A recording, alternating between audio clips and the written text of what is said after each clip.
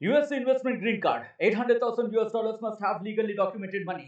Exit period after 3 years. Shuda LP 6302946180. రాష్ట్ర వ్యాప్తంగా భిన్న వాతావరణం కొనసాగుతుంది. ఒకవైపు ఎండలు కొడుతూనే ఒక్కసారిగా వాతావరణం మారి కుండపోత వర్షం నమోదవుతుంది. నిన్న ఇదే విధంగా నగరంలో ఉన్నట్టుండి ఒక్కసారిగా వర్షం అనేది మొదలైంది. దాదాపు మొత్తం నగర వ్యాప్తంగా కూడా వర్ష బీభత్సం సృష్టించింది. ఇంకోవైపు మనం చూసుకున్నట్లయితే నైరుతి ఋతుపవనాలు రాష్ట్ర వ్యాప్తంగా కూడా విస్తరించాయి. అయినప్పటికీ పూర్తి స్థాయిలో జిల్లాలో కావచ్చు పూర్తి స్థాయిలో వర్షాలు పడటం లేదు. అండ్ రానున్న రోజుల్లో వెదర్ ఏ విధంగా ఉండబోతుంది దీని గురించి మనతో మాట్లాడడానికి ఎండి సీనియర్ అధికారి శ్రావణ్ ఉన్నారు. వారితో మాట్లాడదాం. మేడం చెప్పండి, పూర్తి స్థాయిలో విస్తరించినప్పటికీ పూర్తి స్థాయిలో వర్షాలు పడటం లేదు, దీని కారణాలు ఏంటి? దాదాపుగా మనకి ఋతుపవనాలు పూర్తిగా విస్తరించినప్పటికీ మనకి ఉపరితల ఆవర్తనాల వల్లే అధికంగా వర్షపాతం నమోదయ్యే అవకాశం ఉంటుంది.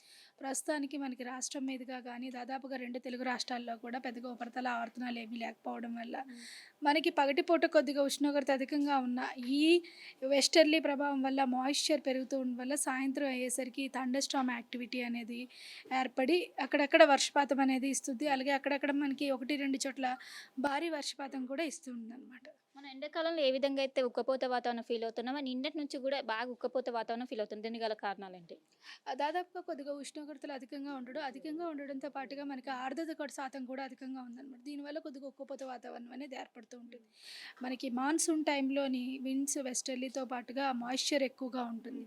సో మాయిశ్చర్ ఎక్కువగా ఉంటే రిలేటివ్ హ్యూమిడిటీ ఎక్కువగా ఉంటుంది. దాదాపుగా 75% కంటే ఎక్కువగా హ్యూమిడిటీ ఉండడం, టెంపరేచర్స్ మనకి 35-36 ఉన్న కొద్దిగా ఉక్కపోత వాతావరణాన్ని ఇస్తుంది అనమాట. నైట్ పూట ఏ విధంగా నమోదవుతున్నాయి ఉష్ణోగ్రతలు? సాధారణంగానే నమోదవుతున్నాయి. రాత్రిపూట ఉష్ణోగ్రతలు మనకి 22-26 డిగ్రీల మధ్య నమోదవుతున్నప్పటికీ కొద్దిగా మనకి సాయంత్రం అయ్యేసరికి చల్లటి వాతావరణం అనేది ఏర్పడుతుంది. మనకి ఉరుములు మెరుపులతో కూడిన వర్షపాతం కూడా నమోదవుతూ ఉండడం వల్ల గత 24 గంటలు అయితే ఏంటి, గత 2 రోజుల నుంచి చూసుకున్నట్లయితే ఇదే విధమైన వాతావరణం కొనసాగుతూ ఉంది.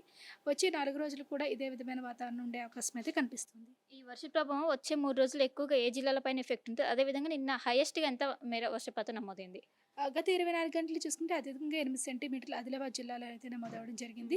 మనకి హైదరాబాద్ మరియు పరిసర ప్రాంతాల్లో చూసుకున్నట్లయితే 4-5 సెంటీమీటర్లు ఒక మోస్తరు వర్షపాతం అనేది చాలా చోట్ల నమోదవడం అయితే జరిగింది.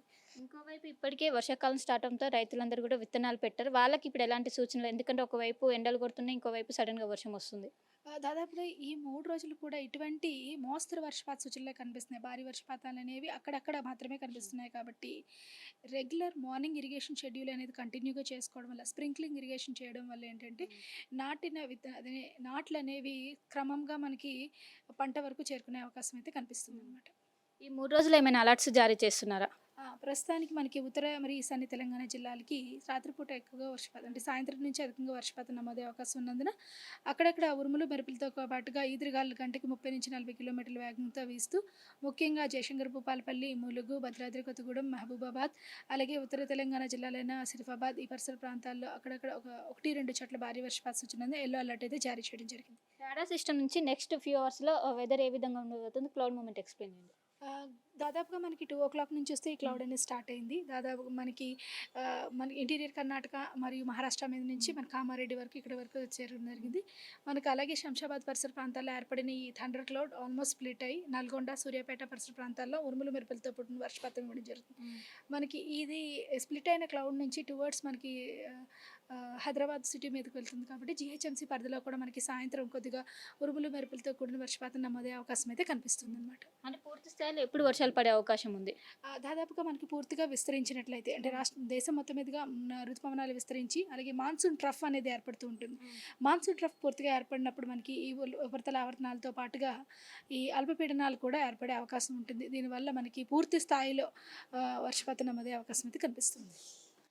సో మొత్తం మీద నైరుతి ఋతుపవనాలు పూర్తి స్థాయిలో విస్తరించినవి అయినప్పటికీ కొన్ని చోట్ల మోస్తారు నుంచి భారీ వర్షాలు పడే అవకాశం ఉంది. వచ్చే 3 రోజులు కూడా దక్షిణ జిల్లాలో ఎక్కువగా వర్షాల ప్రభావం ఎక్కువ ఉంది.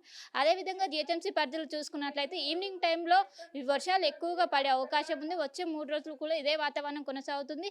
అండ్ ఉష్ణోగ్రతలు కూడా 30-35 డిగ్రీల మేర నమోదవుతుంది. ఒకవైపు ఉక్కపోత వాతావరణానికి ఇదే మెయిన్ కారణమని ఒకవైపు వాతావరణ అధికారులు అయితే మనతో చెప్తున్నారు. కెమెరా పర్సన్ శివతో కలిసి శిల్ప RTV హైదరాబాద్. మరిన్ని వీడియోస్ కోసం ఛానల్ ని సబ్స్క్రైబ్ చేయండి. లేటెస్ట్ అప్డేట్స్ కోసం వాట్సాప్ ఛానల్ ని ఫాలో చేయండి. అండ్ లింక్ డిస్క్రిప్షన్ లో ఉంది.